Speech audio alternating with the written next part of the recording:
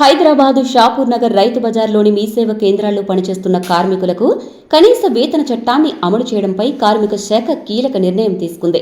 ఈ నిర్ణయంపై మీసేవ కార్మికులు, ఐఎన్టీయూసీ నాయకులు హర్షం వ్యక్తం చేశారు. ముఖ్యమంత్రి రేవంత్ రెడ్డి, కార్మిక శాఖ మంత్రి వివేక్ వెంకటస్వామికి కృతజ్ఞతలు తెలుపుతూ పాలాభిషేకం నిర్వహించారు. గత 20 సంవత్సరాలుగా తెలంగాణలోని మీసేవ కేంద్రాల్లో పనిచేస్తున్న కార్మికులు కనీస వేతనాలు లేకుండానే తక్కువ జీతాలతో విధులు నిర్వహిస్తున్నారని ఐఎన్టీయూసీ తెలంగాణ రాష్ట్ర అధ్యక్షుడు గుంజా శ్రీనివాస్ తెలిపారు. ఈ సమస్యను కార్మిక శాఖ మంత్రి వివేక్ వెంకటస్వామి దృష్టికి తీసుకెళ్లినట్లు చెప్పారు. కార్మికుల సమస్యపై వెంటనే స్పందించిన మంత్రి రాష్ట్ర మీసేవ కమిషనర్, లేబర్ కమిషనర్లను పిలిపించి మీసేవ యూనియన్ అధ్యక్షుడు గుంజా శ్రీనివాస్, మీసేవ కమిటీ సభ్యులతో సమావేశం ఏర్పాటు చేశారు. మీసేవ కేంద్రాల్లో పనిచేస్తున్న కార్మికులకు కనీస వేతన చట్టాన్ని అమలు చేయాలని అధికారులను ఆదేశించినట్లు గుంజా శ్రీనివాస్ తెలిపారు. దీంతో రాష్ట్ర వ్యాప్తంగా ప్రభుత్వ మీసేవ కేంద్రాల్లో పనిచేస్తున్న సుమారు 1100 మందికి పైగా కార్మికులకు నెలకు 6,000 నుంచి 7,000 రూపాయల వరకు వేతనం పెరిగే అవకాశం ఏర్పడిందని ఆయన తెలిపారు. ఈ సందర్భంగా గుంజా శ్రీనివాస్ మాట్లాడుతూ కార్మికులకు రక్షణ, హక్కులు కల్పించడంలో కాంగ్రెస్ ప్రభుత్వం ముందుంటుందని అన్నారు.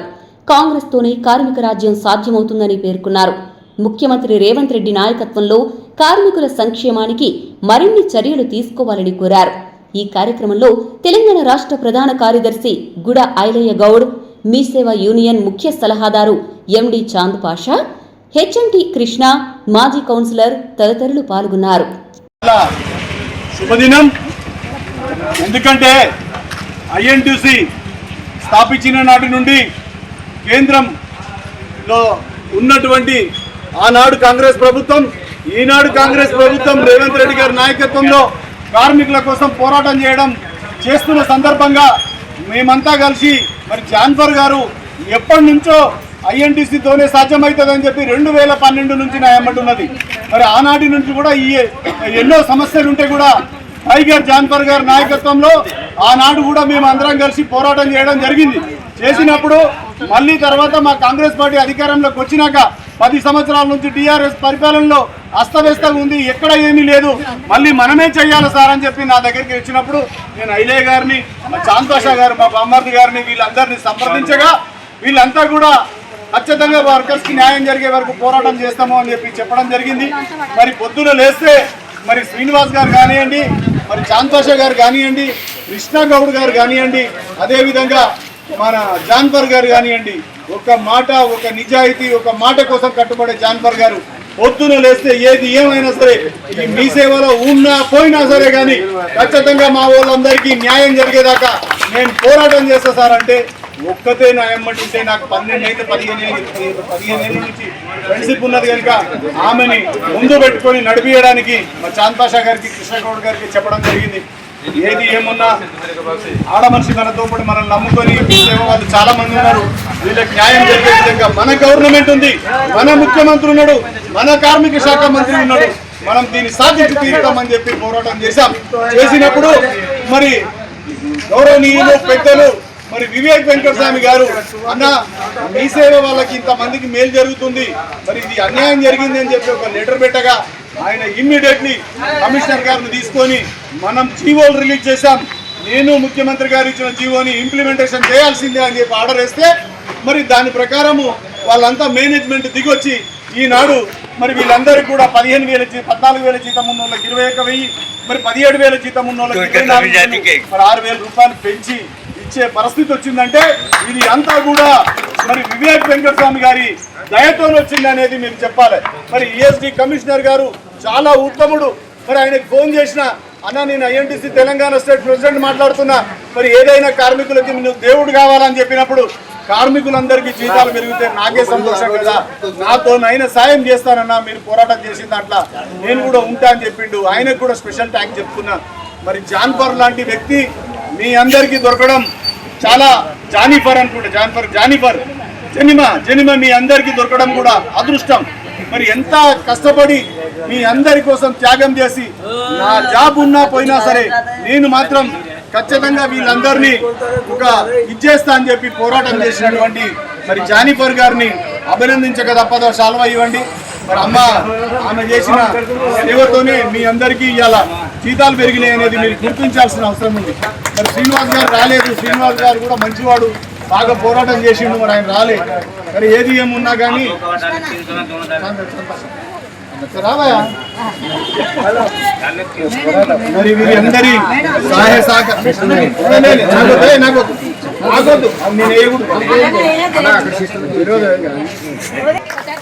మా చెల్లెలు రామ్మా, ఆమె ఎన్నో పోరాటాలు చేసి మరి మన ఐలయ్య గారు మరి పోరాటమే ఐలయ్య జీవితం. ఆ పోరాటంతోనే ముందుకు వచ్చినటువంటి వ్యక్తి.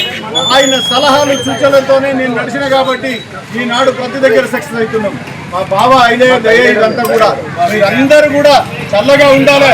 రాబోయే రోజుల్లో మీకు రావాల్సిన ఏరస్ కానివ్వండి, బోనస్ కానివ్వండి, అన్నిటి కోసం పోరాటం చేసి మీకు మీ అండగా నిలబడతానని చెప్పి జై రేవంత్ రెడ్డి, జై వివేక్ అన్న, వివేక్ వెంకటస్వామి గారి నాయకత్వం, వివేక్ వెంకటస్వామి గారి నాయకత్వం,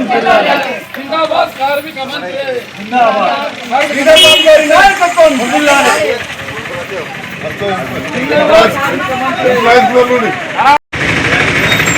కార్యక్రమం ఏంటంటే గత 10 సంవత్సరాల నుంచి టీఆర్ఎస్ ప్రభుత్వంలో మీ సేవలో ఉద్యోగం చేస్తున్న వందలాది మంది కార్మికులకు కనీస వేతనాన్ని అమలు చేయకుండా కాలయాపన చేస్తూ ఉంటే ఈ మీ సేవలో పనిచేసే కార్మికులందరూ ఐఎన్టీసీ రాష్ట్ర అధ్యక్షులు కుంజ శ్రీనివాస్ దగ్గరికి వచ్చి, అయ్యా గత 10 సంవత్సరాల నుంచి దాదాపు 15 సంవత్సరాల నుంచి మేము మీ సేవలో పనిచేస్తూ ఉన్నాం. మాకు జీతము తక్కువనే ఉన్నది, 13,000 14,000 ఉంది. కనీస వేతనాన్ని అమలు చేయట్లేదని మీ సేవ కార్మికులందరూ కుంజ శ్రీను ఐఎన్టీసీ రాష్ట్ర అధ్యక్షుడు దగ్గరికి వస్తే, రాష్ట్ర అధ్యక్షుడు కుంజ శ్రీను గౌరవనీయులు తెలంగాణ రాష్ట్ర కార్మిక మంత్రి వెంకటస్వామి గారితో మాట్లాడి, లేబర్ కమిషనర్ గారితో మాట్లాడి కనీస వేతన చట్టాన్ని అమలు చేయించిన సందర్భంగా ఈ మీ సేవ కార్మికులందరూ అందరికి కూడా కనీస వేతనాన్ని జీవో ఇచ్చినందుకు వెంకటస్వామి గారికి, మరి అదేవిధంగా ముఖ్యమంత్రి రేవంత్ రెడ్డి గారికి కార్మికులందరము కలిసి పాలాభిషేకము చేయాలని నిర్ణయించుకుని పాలాభిషేకం జరుగుతున్నది. కనీస వేతనం 15,000 నుంచి లాస్ట్ జీతం 20,000 వరకు పెంచిన చరిత్ర ఐఎన్టీసీ ఉంది, కుంజ శ్రీను. అదేవిధంగా ఈ దేశంలో కార్మికుల జీతాలు పెంచే చరిత్ర కాంగ్రెస్కే ఉన్నది. బీజేపీ లాంటి ప్రభుత్వాలు, టీఆర్ఎస్ ప్రభుత్వాలు కార్మికులను పట్టించుకోవాలంట. కార్మిక రాజ్యం రావాలంటే కాంగ్రెస్ పార్టీ రావాలి, రాహుల్ గాంధీ ప్రధానమంత్రి కావాలి, ముఖ్యమంత్రి రేవంత్ రెడ్డి గారు ఉండాలి. ఉన్నప్పుడే కార్మికుల సమస్యలు పరిష్కారం అయితే సందర్భంగా తెలియజేస్తూ కార్మికులందరూ పాలాభిషేకం కోరుతా ఉన్నారు.